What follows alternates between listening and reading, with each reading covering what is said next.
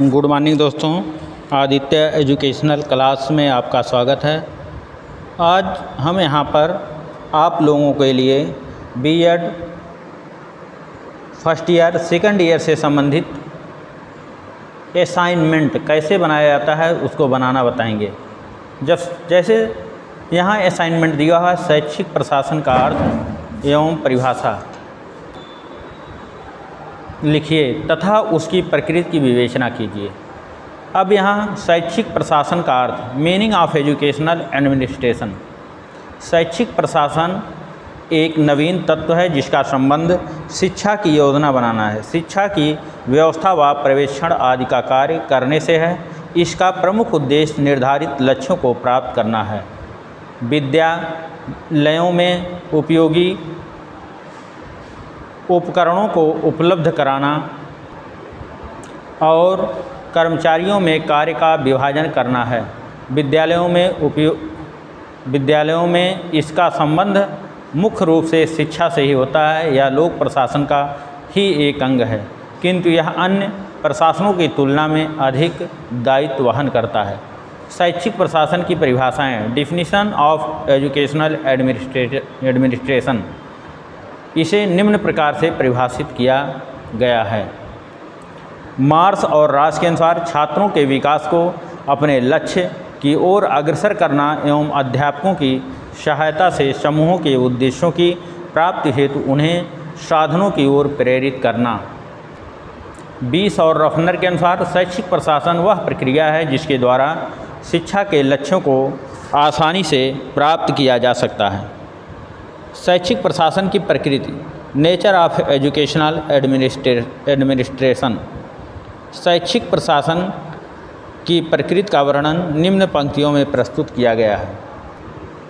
शैक्षिक प्रशासन की प्रकृति स्वच्छ एवं निष्पक्ष होती है। दूसरा, शैक्षिक प्रशासन का विकास प्रयोग एवं शोध कार्य पर अवलंबित होने के कारण इसमें सुनिश्चित एवं उपयोगिता अधिक पाई जाती है। तीसरा, सहानुभूति, सद्भावना एवं सहयोग को शैक्षिक प्रशासन बढ़ावा देता है। चौथा, मानव के स्वभाव, विचारों, आदर्शों का शैक्षिक प्रशासन में सदैव सम्मान किया जाता है।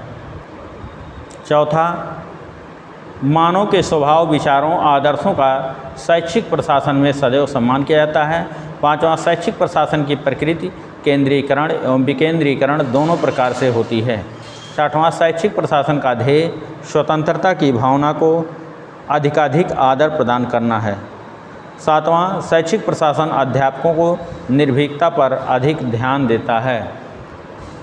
आठवां, शैक्षिक प्रशासन शिक्षार्थियों के विश्वास को उचित निर्देशन के माध्यम से ही सही दिशा में प्रोत्साहित करता है। नौवां, शैक्षिक प्रशासन के अंतर्गत विस्तृत क्षेत्र को अपनाने एवं आवश्यक परिवर्तन की प्रक्रिया का स्वागत करने के कारण इसकी प्रकृति गत्यात्मक होती है। 10वां, सामाजिक परिवर्तन एवं सामाजिक गतिशीलता का शैक्षिक प्रशासन पर गहन प्रभाव पड़ता है। शैक्षिक प्रशासन का क्षेत्र। Scope of educational administration. शैक्षिक प्रशासन के क्षेत्र का संक्षिप्त वर्णन निम्न प्रकार किया गया है। पहला, शिक्षण प्रक्रियाओं की योजना का निर्माण करना। शिक्षण प्रक्रिया को नवीन उपकरणों एवं उपागमों के माध्यम से अधिक महत्वपूर्ण बनाया जा सकता है, क्योंकि गत्यात्मक प्रक्रिया है।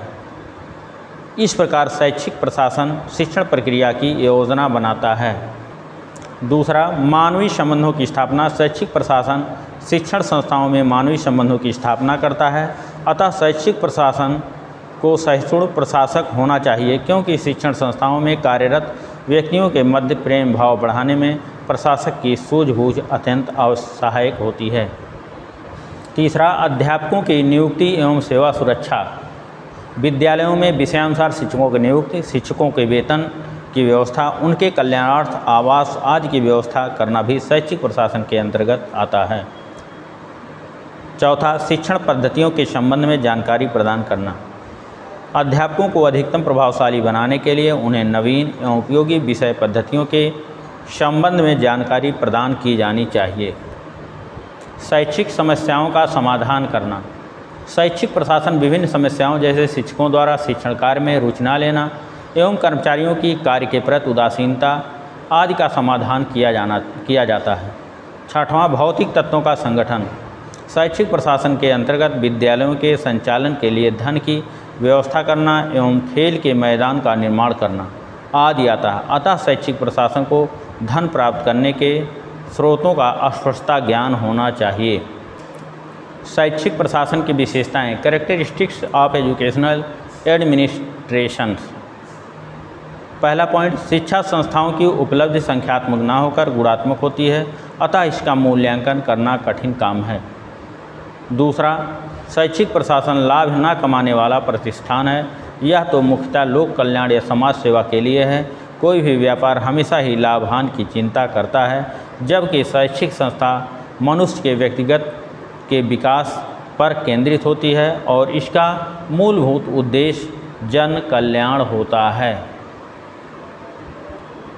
तीसरा पॉइंट, शिक्षा के क्षेत्र में जो व्यक्ति प्रशासनिक स्तर पर है वह उन लोगों पर प्रशासन करता है जो योग्यता में या तो उनके समकक्ष होते हैं या उनसे अधिक योग्य होते हैं। ऐसी स्थिति में उन पर प्रशासन करना थोड़ा कठिन है। चौथा पॉइंट, शिक्षा प्रशासन का प्रमुख उद्देश्य लोगों की भलाई करना है, लेकिन इस दिशा में इसकी सफलता अधिकांश लोगों के सहयोग पर निर्भर करती है। इसके लिए यह भी जरूरी है कि छात्र, उनके अभिभावक एवं शिक्षकों के लिए मेल जोल के दरवाजे सदैव खुले रखे जाएं।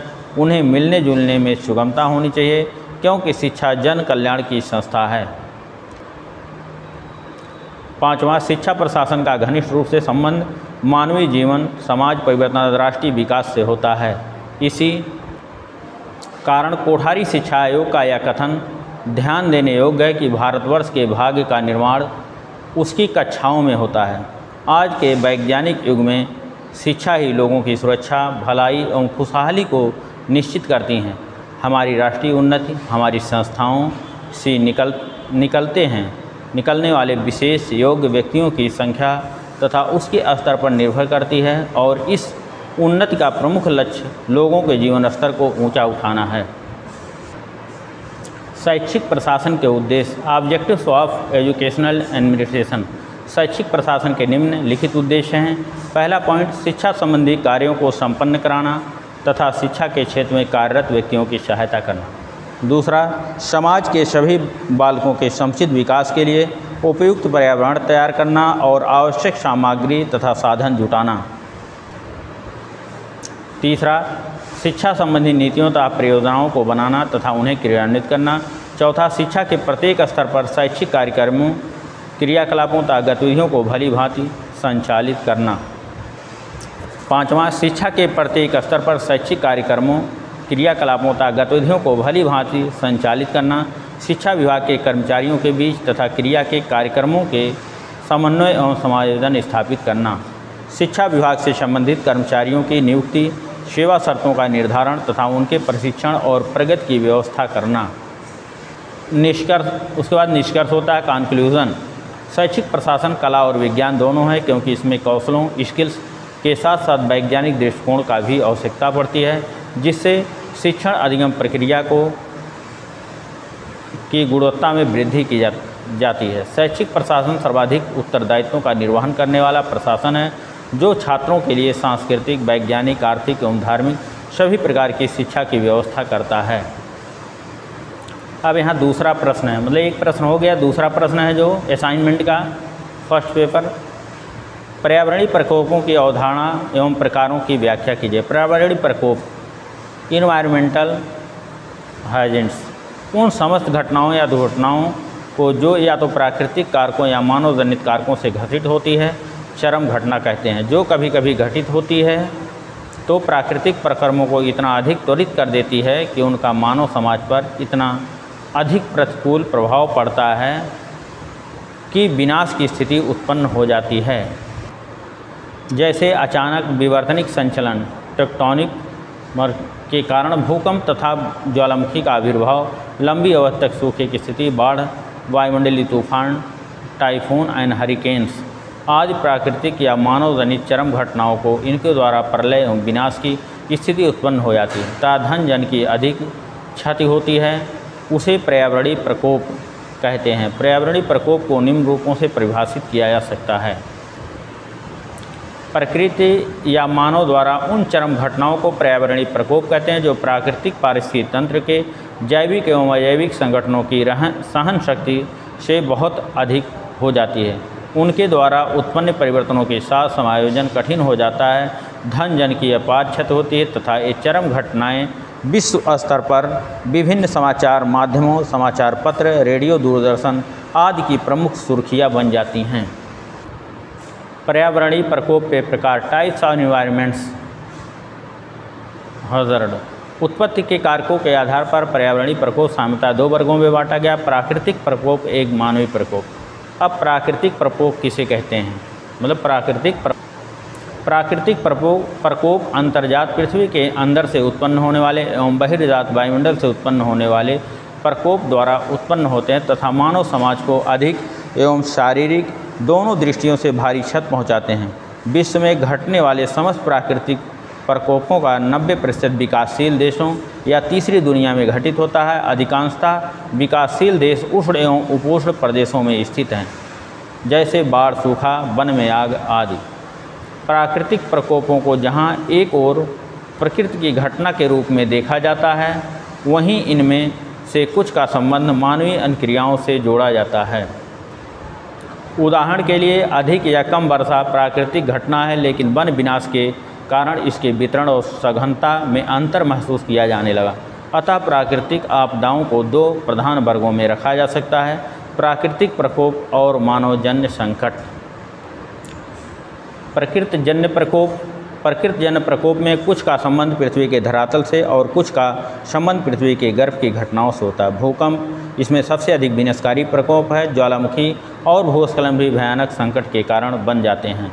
प्राकृतिक प्रकोपों में बाढ़, सूखा, चक्रवात, उपलवृष्टि, शीतलहर आदि वायुमंडल की चरम घटनाएं हैं। इनका प्रकोप भी मानव की व्यवस्था को लुंज-पुंज करता है। विश्व में प्रतिवर्ष अरबों की संपत्ति और लाखों लोग इनकी चपेट में कालकलवित हो जाते हैं। कभी कभी भूकंप, चक्रवात, सुनामी और बाढ़ की विनाश लीला के सामने मानव की वैज्ञानिक और तकनीकी उपलब्धियां बौनी बन जाती हैं। विश्व के कुछ देश इनके चलते अपनी गरीबी से उबरने में असमर्थ हो जाते हैं।